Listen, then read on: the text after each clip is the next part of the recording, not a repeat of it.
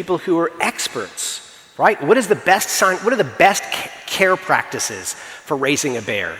How do you create an environment so that bears feel that they can flourish? All of this was quite intentional, and yet the bears paced obsessively in circles.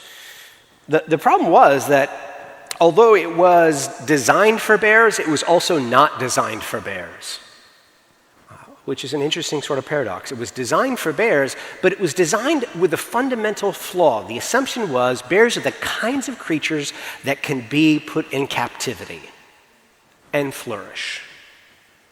But that's not true.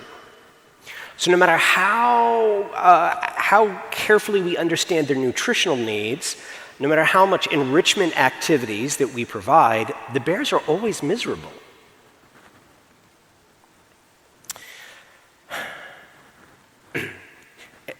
Even if it's possible for these bears to one day adapt, it's funny because if you go to a zoo, sometimes you'll see that a sign that says "raised in captivity." So if the bear isn't pacing obsessively, you have a warning that actually you're not seeing a real bear. This is like a different kind of bear, a bear that has been adapted to an unnatural environment.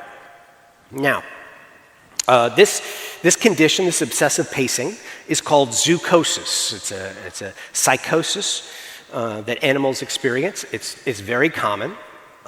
Interestingly enough, the two main ways of treating zoochosis are antidepressants and enrichment activities. Antidepressants and enrichment activities. So if the bear is obsessively pacing, they give them antidepressants and give them like a weighted ball, or they do something to kind of distract them.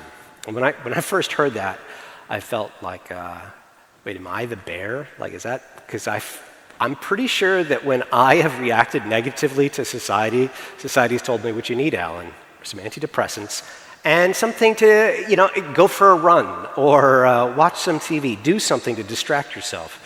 Now, I'm not going to argue that we are caged in a zoo, Class C or A or otherwise, but I don't think it's entirely wrong to say that we do live in a habitat that is not actually designed for humans as God created us. All societies, when we build societies, when we build cultures, we always do so with an idea of human flourishing. What does it mean to be a human?